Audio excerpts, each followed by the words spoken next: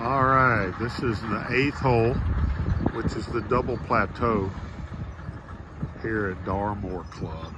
And we're running drainage across the fairway to this bunker right there. And once we get this drainage in, we're going to go ahead and finish this fairway so that they can come back in with irrigation after that. So, exciting things. In the distance, you can see the double plateau green, which in just a second I'm going to run up there and show y'all what that's like. So this is the double plateau. I'm on the south end of the hole, which is actually from the fairway, looking at the front of the green. We're going to move this bunker a little bit more to the right, give a little bit more opening into the front of the green here. But I'm going to walk to the east side of this, and you'll see a completely different green from here. So this is where you get a completely different look. It gets its name double plateau because there's 3 different heights here. The back is the highest, the front is the next highest, and then you have the middle portion. All are pinnable, fairly severe slope from each one. This will be a great hole. So excited to see it finished. You know, one of the things that's interesting about this, and I'm sure all of y'all will see it, this just looks like dirt out here right now. One day this is going to turn into a beautiful, beautiful hole. So this is the Cape hole at Darmor.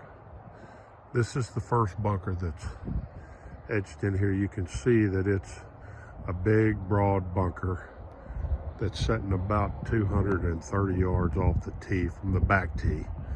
And there's a series of bunkers that are short of the cat there that you see, short of the dozer. And there's a bunch of bunkers around the green. Cape hole is defined by the longer the carry, the further you bite off, the longer the carry. Green surrounded by 3 hazards. Some people do it with water. We're doing it with bunkers. Darmor has no water. We have an irrigation lake right there that you can see, but it's really not in play. You'd have to hit the biggest slice you've ever seen in your life to hit it in that water. But this hole is a 320-yard drivable par 4 for many. Exciting hole. I'll take another video this afternoon. We might be finished with this hole this afternoon, so it could be cool to see the difference in it. So this is the Cape hole, 14th hole green at Darmor. You can see there's some nice undulation in it. Not a big green. It's, as I said, it's only a 320-yard hole, but there is plenty of challenge to the green, and certainly a lot of challenge with bunkering around it on all 3 sides. Be the right club. Be the right club today. Yes!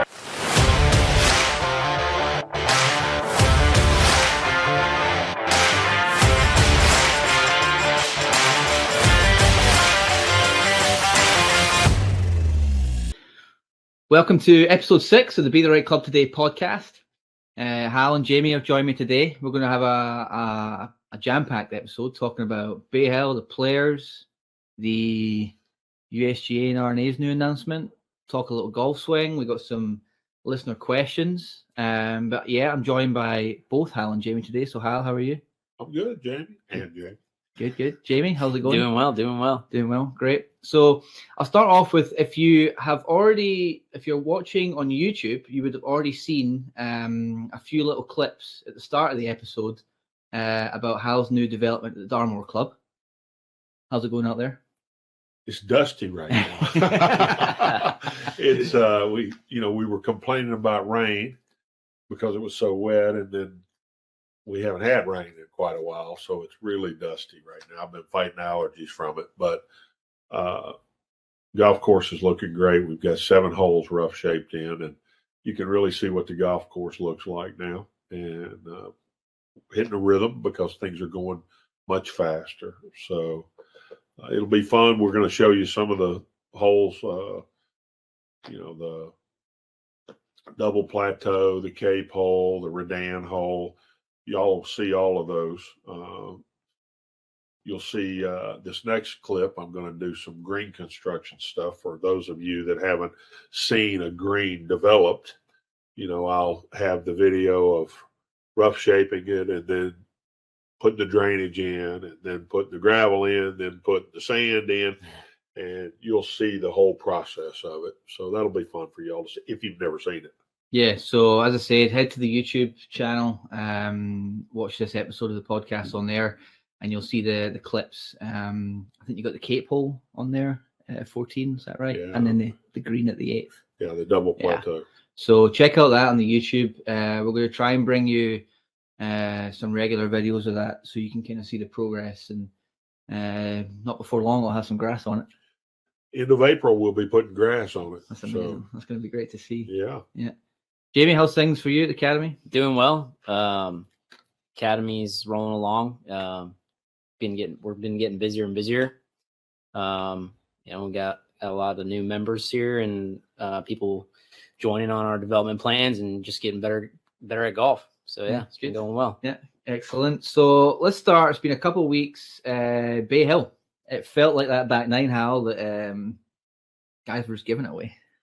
Well, it looked to me like no one could really take command. As the viewer, you're really saying, does anybody want to win? And I can assure you all of them wanted to win. It just wasn't looking like that. Yeah.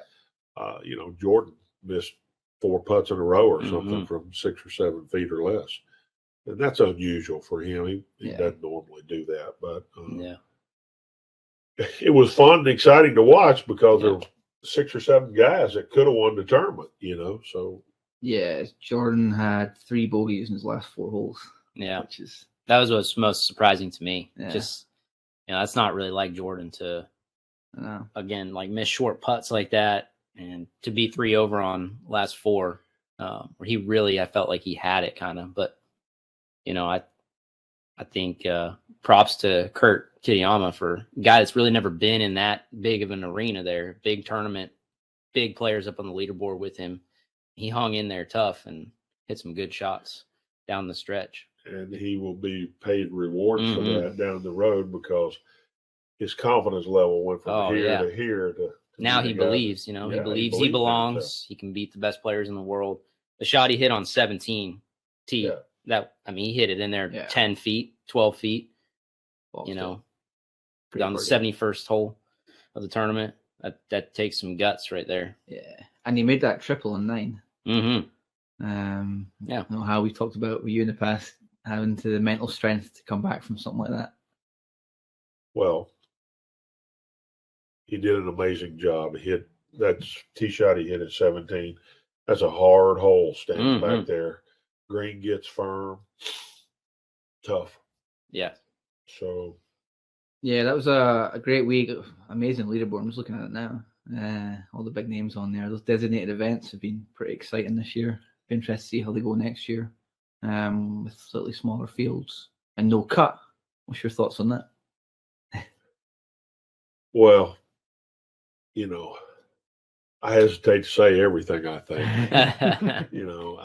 I felt like what we stood for is being changed here all of a sudden, and I hate to say it, but the tour has reacted to what LIV has done, and they've fallen right in line with what they're doing. Yeah. And, at the end of the day, the players allowed this to happen because they departed and went for the money and said, hey, I want the money. And all of a sudden, I think the tour thought they might lose if they didn't do this. And it's becoming more about the money now. It's all about the money. It was always about charity and competition, basically, before. And, I played all the years that I played out there, and if I didn't make the cut, I went home. Yeah. There wasn't a place for me on the weekend if I didn't play well enough. Yeah. Right. And all of a sudden, there's a place for everybody. We're going to pay you all. Yeah. And, that's a completely different tour. And I don't want that to sound like I'm sour about it. Yeah. I'm not. I'm more sour that we've sold out. Mm-hmm. Yeah. That's what I'm really sour about. Mm-hmm. Yeah, it's like they're trending to almost just turning into what Live is.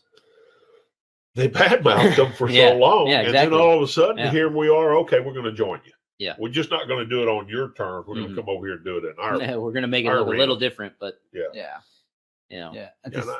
other thing is this bothers me a little bit. Where did the tour come up with all this money to do this all of a sudden? I never claimed to be a big Phil Mickelson fan, but this makes him seem right in some ways. Mm-hmm. What I don't really like about it is I think it's going to kind of divide the PGA Tour. It's going to be, you're going to have these guys that are the elite that get into all those fields and those tournaments. And it's almost like you're going to have a Premier League of PGA Tour, and then you're going to have the rest of the guys playing in opposite field events, I guess. So how do you get into the Premier? I mean, how long will it take?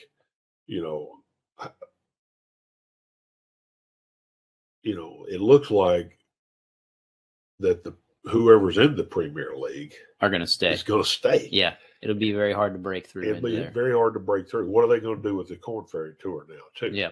Mm-hmm. So there's a lot of ifs. You can't play for that kind of money out there and then play for this little bitty amount at the Corn Ferry. So there's some more money that's going to have to be come up with. Mm-hmm. And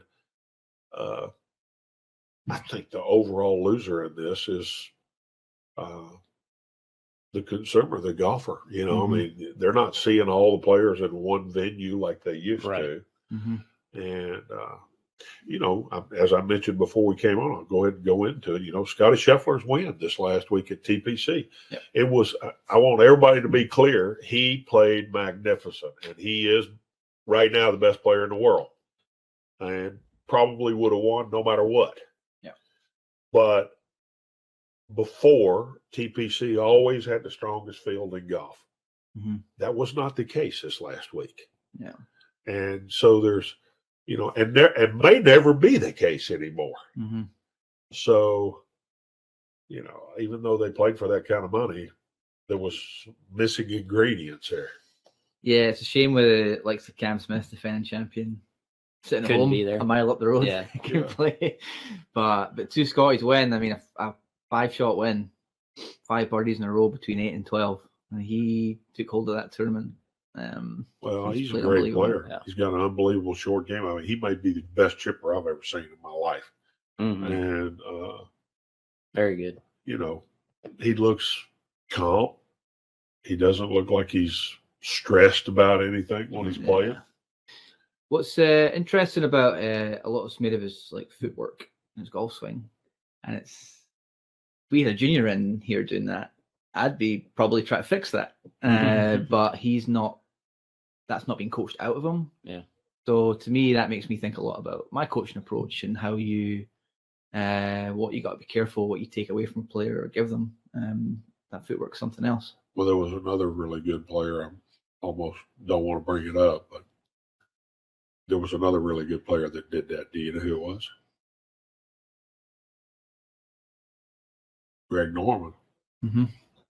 His back foot slid back up. Too. Mm-hmm. So, I continually say that you have to be real careful. If a kid is older than 15, you better take what he's got and go with it the best you can. If he's 12, 13, 14, maybe you mess with it. Yeah. Most everybody would have changed Jim Furyk's golf swing. Yeah. And fourth leading money winner of all time with about $80 million. So, I mean, that would have been a mistake to change his golf swing. Yeah. And again, it goes to what you talk about. It's not all about swing, right? Mm-hmm. You got a lot more than just a swing. And then we're going to get into the golf ball here, and it's not all about distance either, folks. No. And I mean, that's what it's kind of become.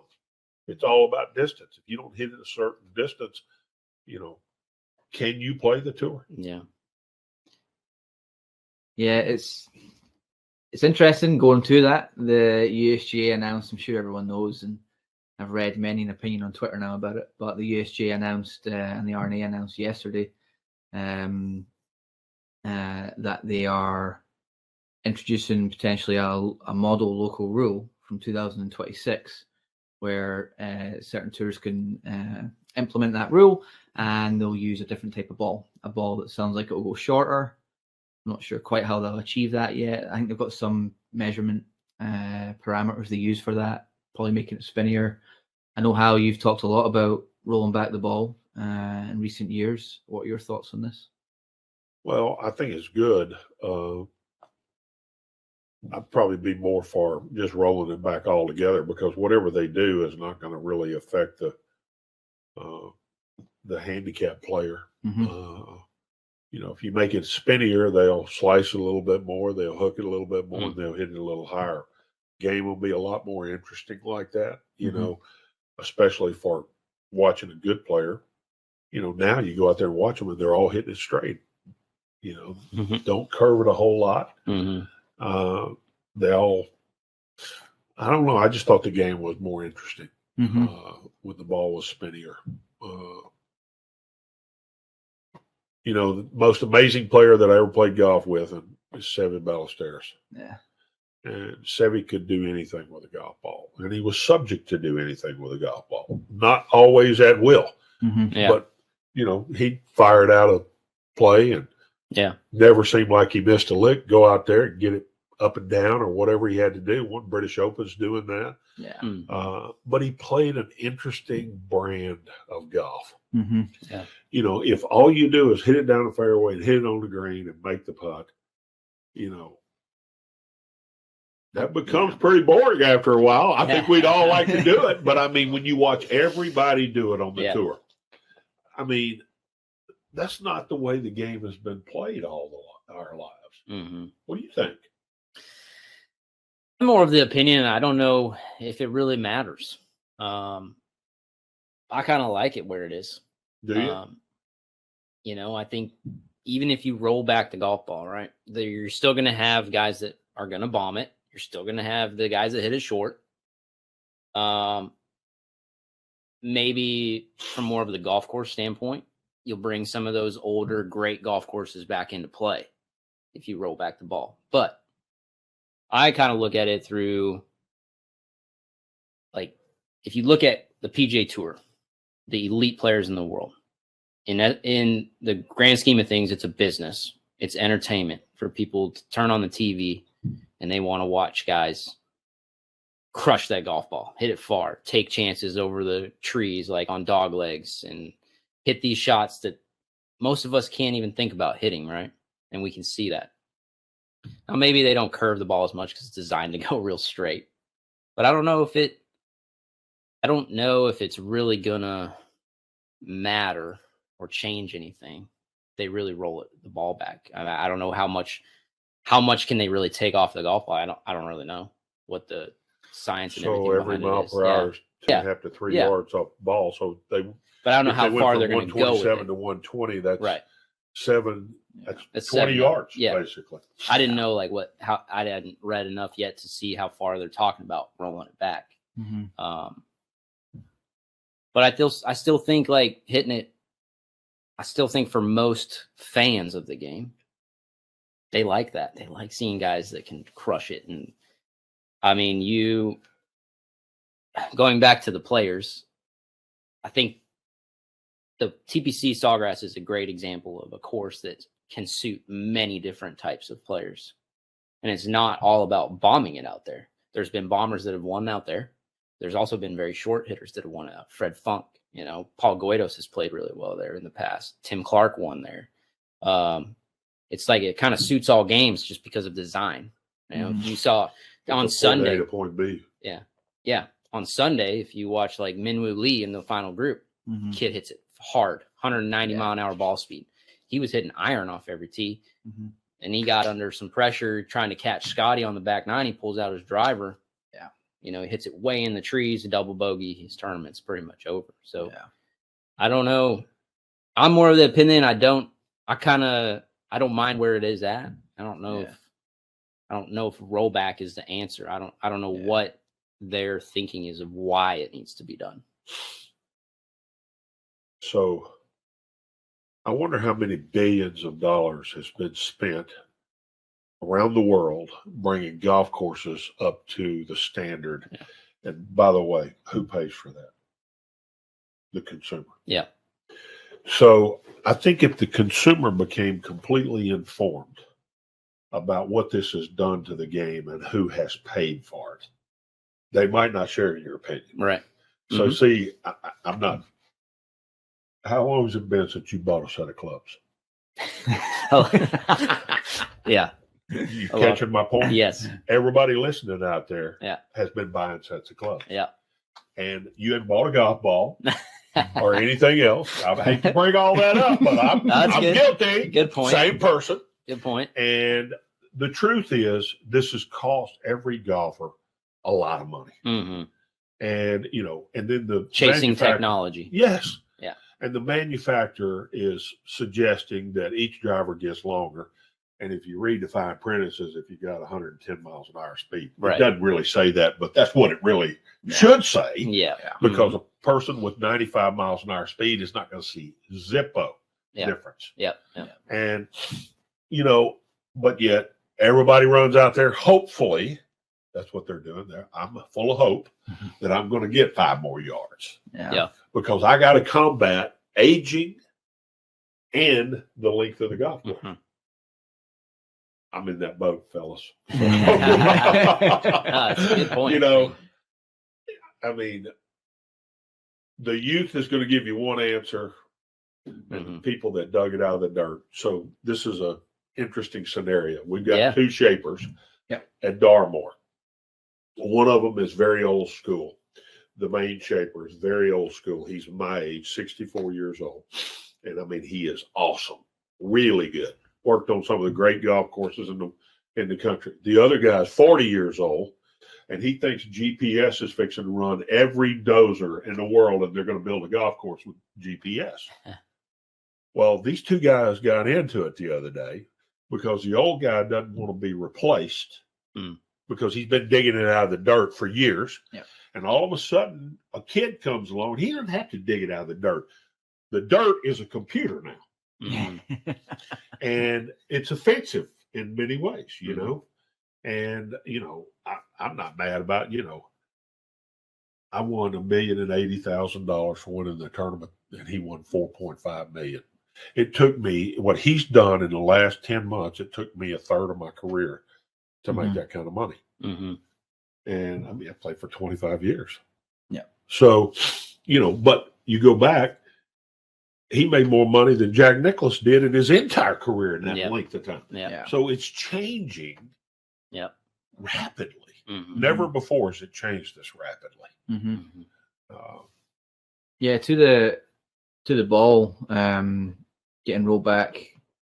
Like you said, how a lot of money has been spent on extending some courses, right? So Augusta's got their new 13th tee.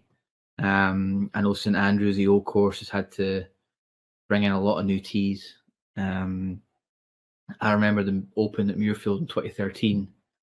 Muirfield bought some land off the Renaissance Club, little land swap, and they had to extend their 9th tee to try and bring that par 5 a little longer. So, to me, if they can change the ball, if everything stays the same, right? So if it's a blanket kind of percentage loss of distance for everyone, and they can get everyone reined in a little bit, and then not have to spend that money on extending the playing field, is it going to be the same ball? All tour guys play the exact same golf ball?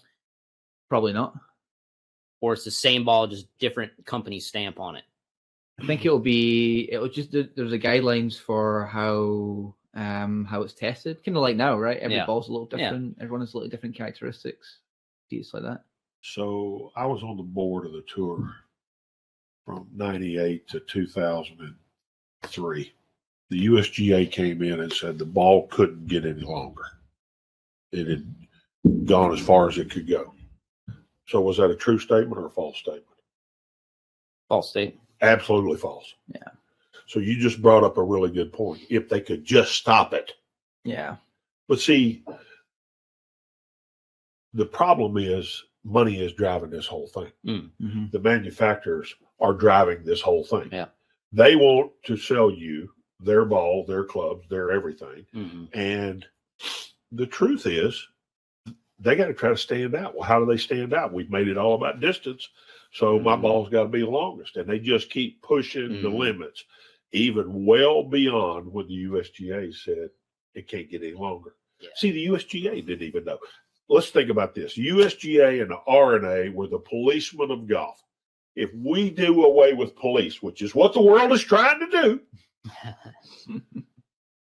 we're all going to be driving 120 miles an hour. We're going to just take whatever we want.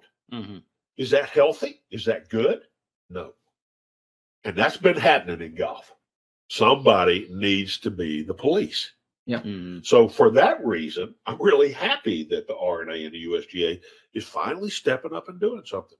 But what happened is Karsten scared the heck out of everybody and said, if you do this, I'm going to sue you.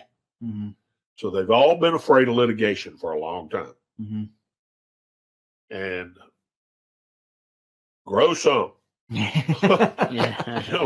Let's stand up for what we believe. I feel like the manufacturers will be okay. Oh yeah, they make a lot of money. They make tons. Callaway's like profit. They're worried about their marketing or how are they going to market one golf ball, but they're still going to make many different golf balls because the amateur golf world won't change. But they already do make specialized balls for tour pros. Exactly. They already make the premium. There's Pro Vs out there that are specialized for certain guys on tour. They already do this. Yeah. So I don't really. Yeah. Tour guys are playing balls that you can't buy off the shelf. Yeah.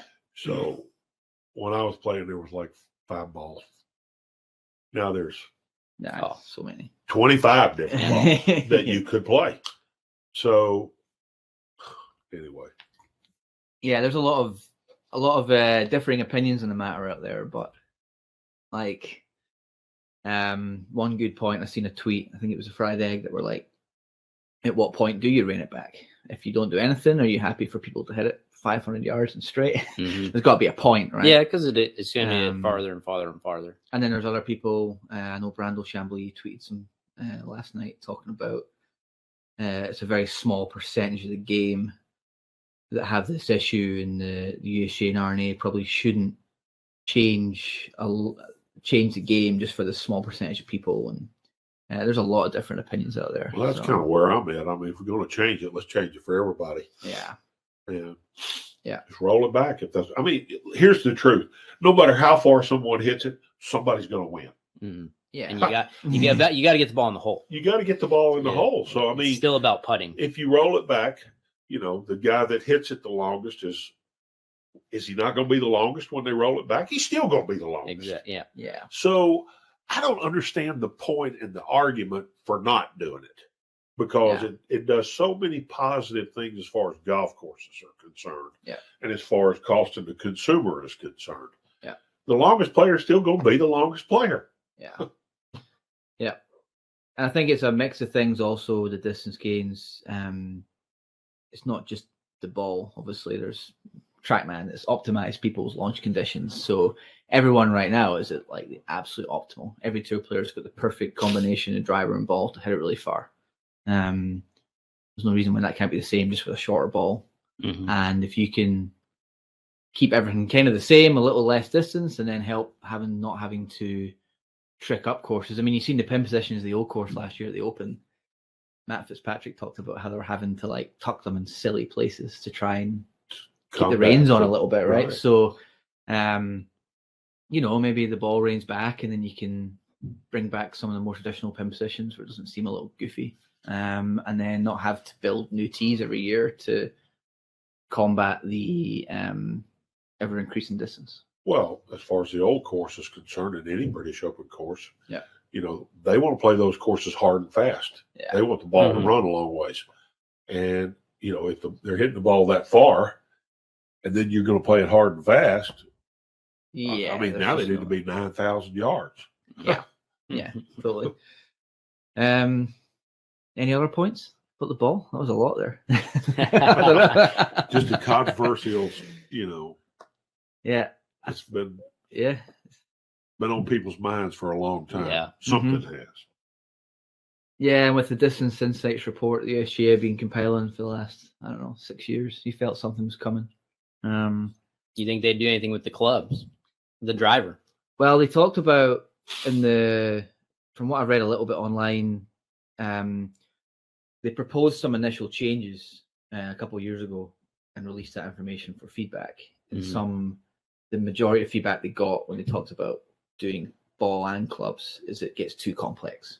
Like it's too much change. Yeah. So I think this is why they've just said, okay, we'll just change the ball. But clubs might have to change anyway if the ball's a little different, right? You might have to design clubs a little differently anyway. But, yeah, just like the ball. I mean, the driver's designed to hit the ball straight too. Yeah. It's designed not to curve the ball. Forgiveness. Sweet spot's about that big. Yeah, sweet spot's as opposed huge. to about that big. Yeah. Like, I went from a quarter to a dime there, basically. You know, for those that are listening.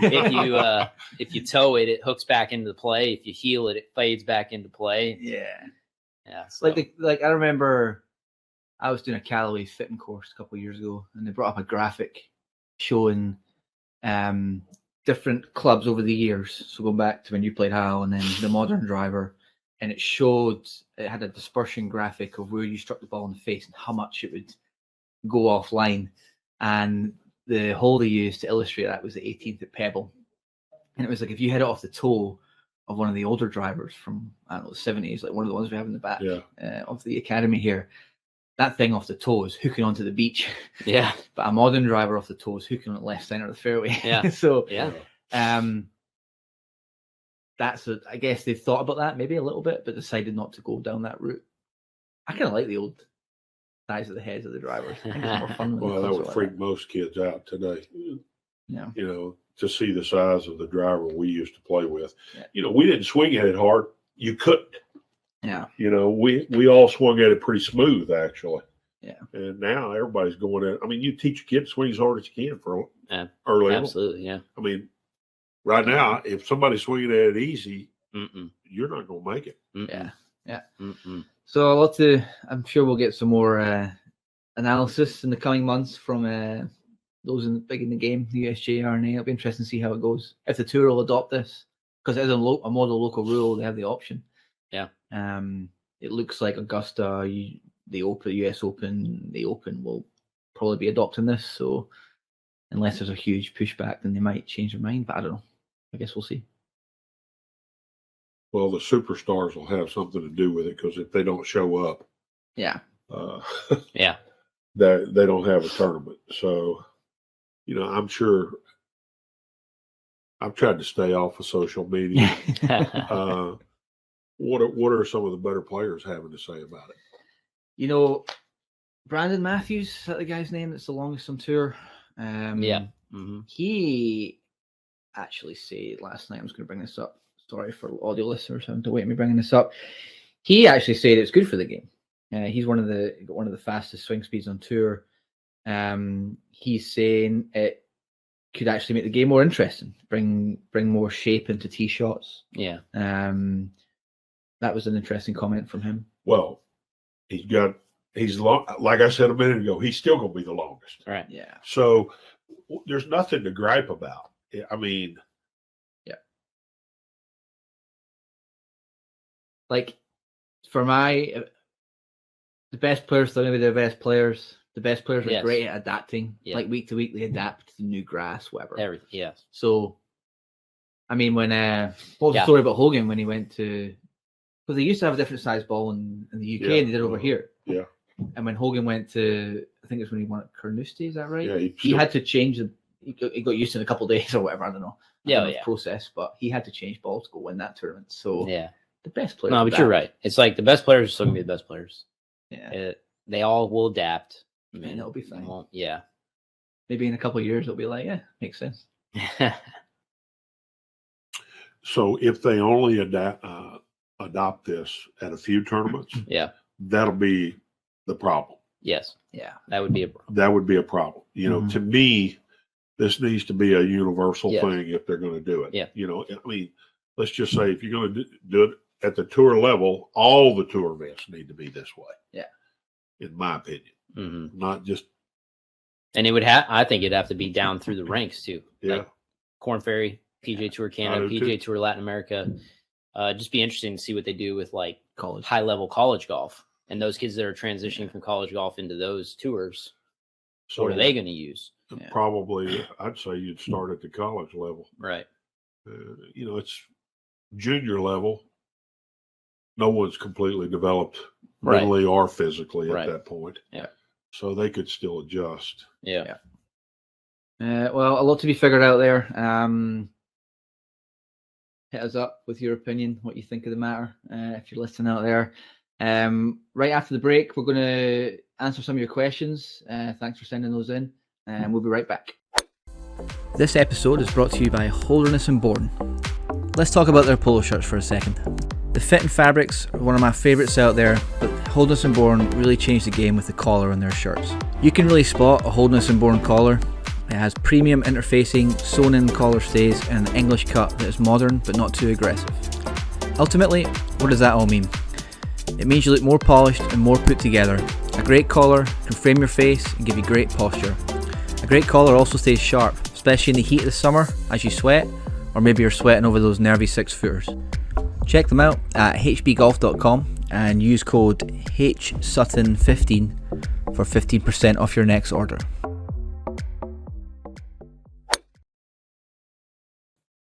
Okay, welcome back after the break there. We'll thanks again for sending in your questions. I got some questions for both of y'all about various topics. So let's start with this one. This was sent in by Brock Elder on Instagram. He had kind of 3 questions here, and this is mainly about the 2000 players. So being it just after Players Week, this is a good relevant one. His first question for you, Hal, was do you think Tiger's strategy was to stay close coming into the last 3 holes, hoping he puts the pressure on you and you would fold or mess up? That's the first question from Brock. No, I don't think that. I think he was trying to make birdie on every hole. You obviously don't know Tiger very well. He did expect me to fold like everybody else had folded, but he didn't want to depend on that. He wanted to take control. Yeah. And, he just, we talked about it a few minutes earlier about TPC. There's been all sorts of players win at TPC, which is basically a credit to how well the golf course is designed, to be honest with you. Yep. And, at the time, I was going from point A to point B to point C about as good as anybody was at that time. Mm-hmm. And that's what that golf course is about. And Tiger wasn't going from point A to point B to point C quite as well. Yep. And no, all golfers at that level are trying on every hole. They're not waiting on something. Yeah. So he wants to be ahead of you as quick as he can. He's not waiting for anything. From the first tee shot. Yeah. The next question from Bob, this is 2 of 3. Did you feel a sense of relief when Tiger shot on 17 and 18 weren't on the green? Did it help you hit your shot, or were you committed to what you needed to do no matter what Tiger did? Well, I was going to aim it where I hit it on the 17, no matter what, center of the green. I'm 1 shot lead. He's got to beat me at that point. I don't have to beat him at that point. Yeah. So, when he hit the tee shot on 17, honestly, I didn't think he was going to clear the water. He did not hit a good shot. Mm-hmm. I mean, it landed 6 inches over the pilings, and there was 1 foot of deep rough, and he was in the 1 foot. So, when he hit the shot on 18, not quite sure what he was trying to do there. He just missed it a little bit right, a little bit long. He was trying to make sure he got it there, but he just didn't release it. Mm-hmm. Maybe he had too much club. I don't know. I never even asked him that. Yeah. I don't know. Good. And then the last part from Brock here was Tiger's fist bump on 16. How do you think when he did stuff like that, it was to try and intimidate players? And also, what did you do after he did that in 16 to stay focused? Well, I've said this a lot of times. I had told my caddy that I had to get to 16 with a 3-shot lead because I might not go for the green, and Tiger was going to go for the green, and that meant he might make eagle and I might make par. Mm-hmm. And so that's exactly what happened. I had already planned on that. If that were to happen, I wasn't going to be shocked by it. Mm-hmm. And, had I not planned on it, that would have been pretty shocking, to be honest with you. Yeah. But And, you know, that's a long walk from 16 grain around to 17. And there's a lot of people there. Mm-hmm. And I can tell you, when Tiger made that eagle, everybody thought, game on. Yeah. He's coming again. Here he comes. And I'd already thought that out, planned that out, and didn't bother me at all. Mm-hmm. So, yep. It was part of the plan. Part of the plan. And that brings me to my next question. This is from Instagram, the username PXG Texas. What can I do to help my mental game? And you brought up there planning, like preemptively thinking about these things. How am I going to deal with this situation when it arises? That could be something you could do to help mental game, whether it's, you know, if someone feels like what happens if I hit a snap hook when I'm under pressure, how am I mentally going to deal with that? What other points for this user can you help him with his mental game? Well, I can tell you, I've never known a good player that didn't have a strategy before he went out. And I think that's a big part of a mental game.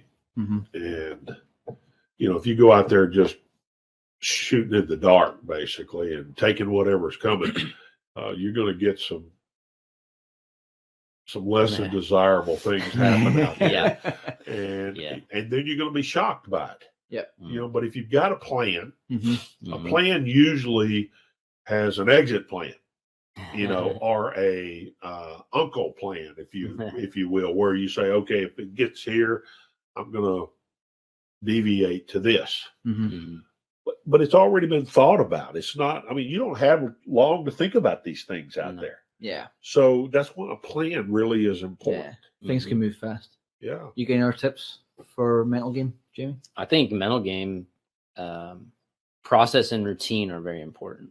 Yeah. It kind of goes along with what Hal's saying, like have a plan. Yeah. If you can have a process you go through before every shot and the same routine, it helps you clear your mind. You're thinking about the right things, not too many things. Yeah. So often people, they're thinking about so many things and they're thinking about it all the time. You think about golf, like we have a lot of free time in golf. Yeah. Well, these days with carts, maybe not as much, but, you know, you only have, when you're over that golf shot, like you only are there for 40 seconds, maybe. Yeah. So it's like, you just have, once you're in that 40-second time period, when you're actually thinking about, okay, this is what I'm going to do. You know, go through your routine, hit the golf shot. Yep. Then you have a very free mind in my opinion. Yep. The other thing with mental game is it can be trained just like your golf game can be trained. I mean, you test yourself in your practice, you know, instead of just wailing on drivers out on the range, maybe create a fairway for yourself in your mind, you know, and build your confidence in your practice. Then you're mentally stronger or more confident on the golf course. Yeah. Yeah. Good. I would add to what else can help you is listen back to episode 2, season 2 with Dr. Izzy Justice. He has a great approach to the mental game. And then also last season, we had Raymond Pryor on a couple of times. Like there's a couple really good podcast listens there. And so many good books out there. I mean, yeah, Rotella. Raymond Pryor just came out with his book too, I think. So he did. Rotella's got a lot. Yeah. There's so many. Go into that stuff. But yeah, there's a lot of good advice there. Jamie, this is for you. Username R or Mr. Couchy. I don't know if that's his name, but is RCOS or a similar gadget worth the investment? And for those that aren't sure, I believe RCOS is like a data gathering. They're like GPS you stick on your grip, and it like tracks your shots. And I think RCOS even goes into doing strokes gained stats for you. I know they sell bundles for that. It's like $300 or somewhere in there. Yeah. I think it really depends on the type of player you are, I guess. Maybe if you're somebody that plays a lot, like you play 200 rounds a year and you just golf all the time, you're a golf nut, maybe it is for you. But I think if you're somebody that's just, you know, the average golfer out there trying to break 100, trying to break 90, you know, I think there's other simpler ways you can do it. Just keep basic stats and know where you're going to need to get better. Like if you're keeping score on your scorecard, keep track of the fairways you hit. Keep track of when you hit the green. Keep track of the putts you have each hole. And then you look back at your score at the end of the day, and maybe you don't like the score you shot, but you look back at your putts and you say, man, I had 5 3-putts today. Well, there you go. You need to work on your putting. I don't know if you need to spend all that money on the GPS things that track your shots for you. Well, one thing I will say about that is that keeps you honest. Yeah. Because honesty in golf is really, really important. Mm-hmm. And you will fudge on that just like you will anything else. Yeah. And I can tell you, none of you are as good as you think you are. And I don't mean that disrespectfully. Yeah. I mean, we all want to be better than we are. I mean, I can tell you right now, in today's world, in my time, there were sandbaggers everywhere. Yeah. There is no such thing as a sandbagger anymore. Nobody gambles in golf anymore. Everybody wants you to believe that they're better than they really are. Mm-hmm. I was shocked towards the end of my career how many people would tell me they were a certain thing and they weren't even close to that. Yeah. And so they're not being honest when they, how could a person like that tell you what the weakest part of their game is?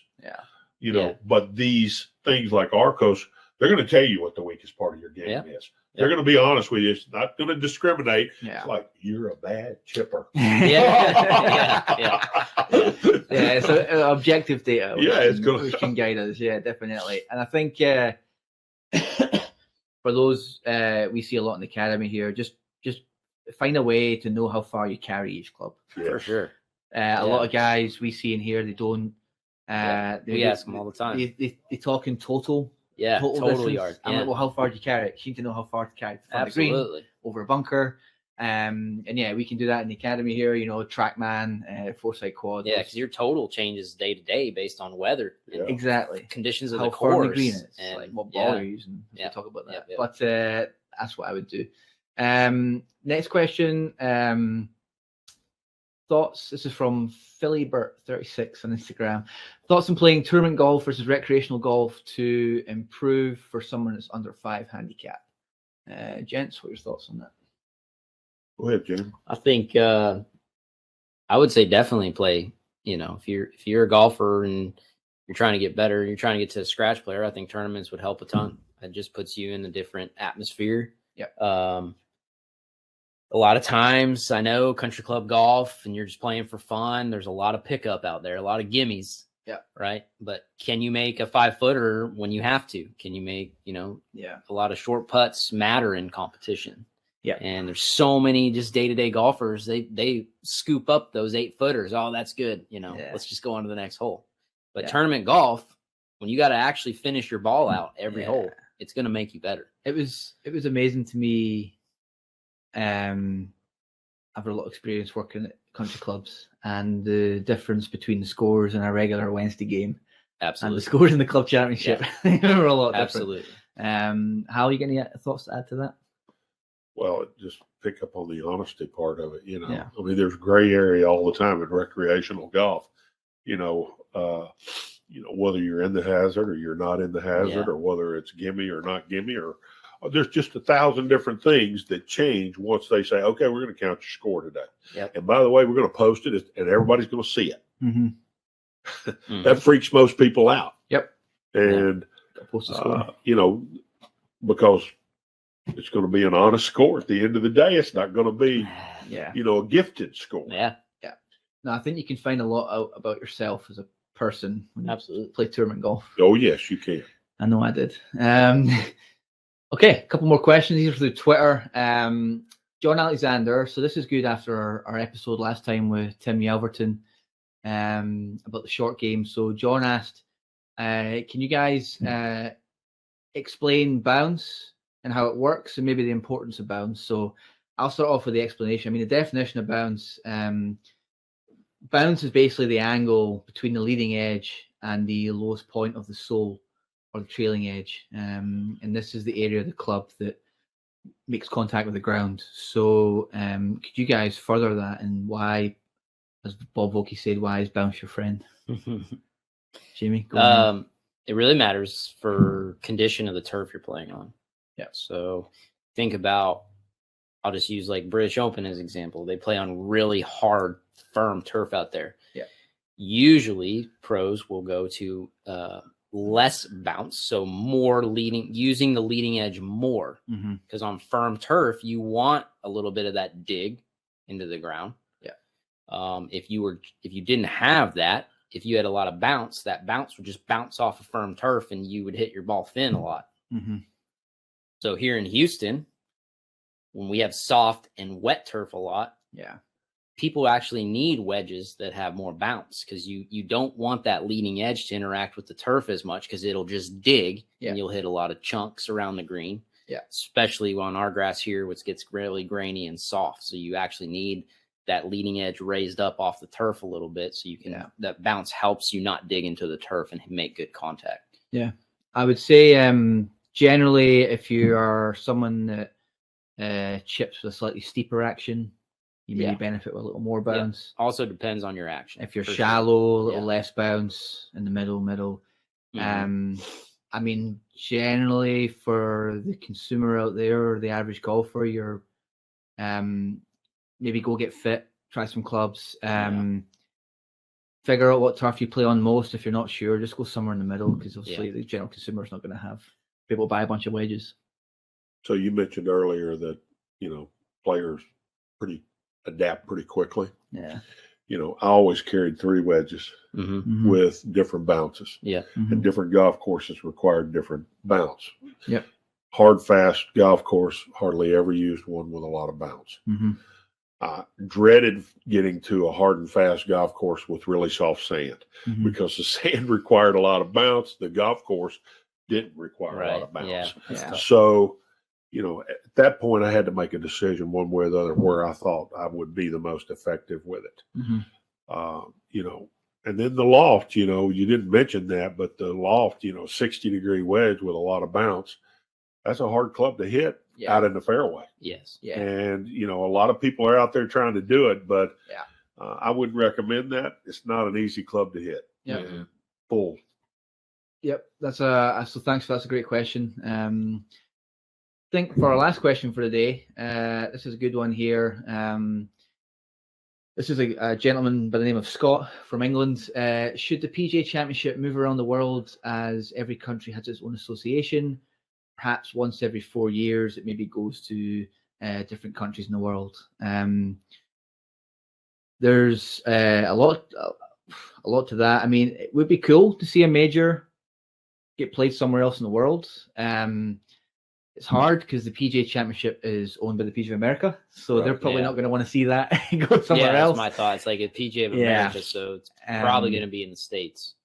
Yeah, especially when you're looking at TV deals, TV rights. It needs to be on a good time of the day for their target markets.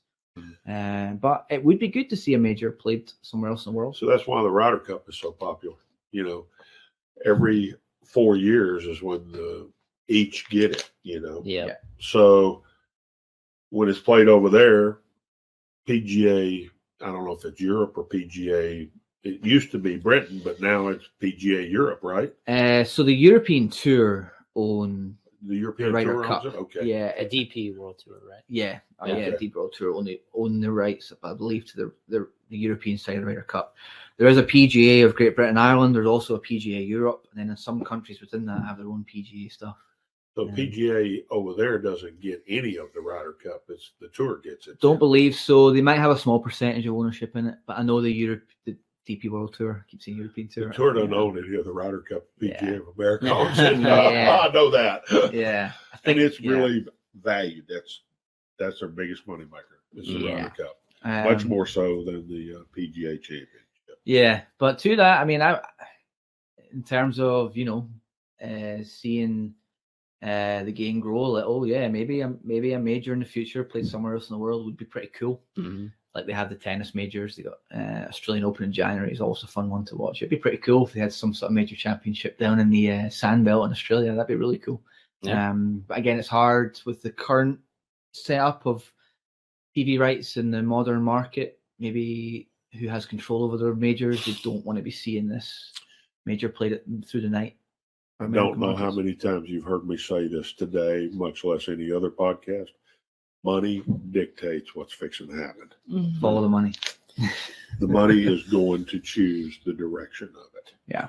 And if they want a major championship somewhere else besides there, offer the PGA of America a deal they can't refuse. And they will look at it. I will guarantee you. Yeah, exactly. No, definitely. But again, thanks for all the great questions there.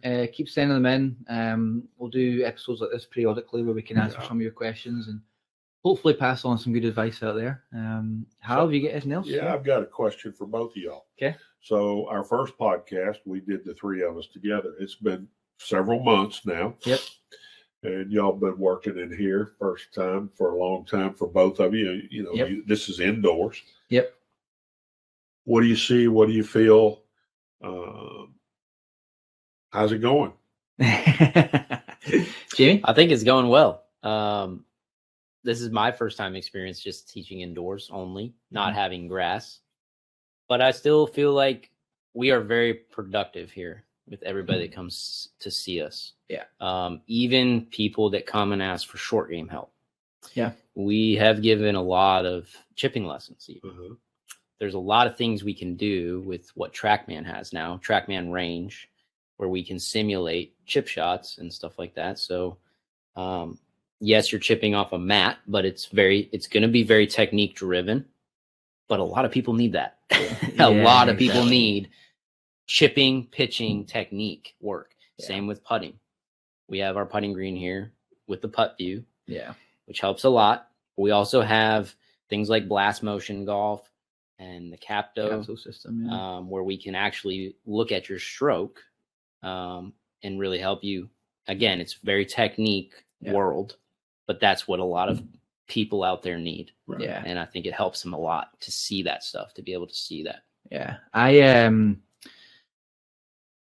think having a more, we work a lot on like technique. We have a lot of technology here. There is a whole overall approach where you want to help people with their expectations.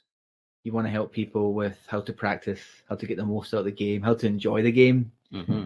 The last thing I want to do is a guy comes for a lesson, fill his head with a lot of technique, and he goes away and shoots millions and hates the game because all he's thinking about is technique. So trying to give people the information that, hey, when you practice, focus on these things, but when you're in the course, just go enjoy it. Like, go have fun, go play the game you love.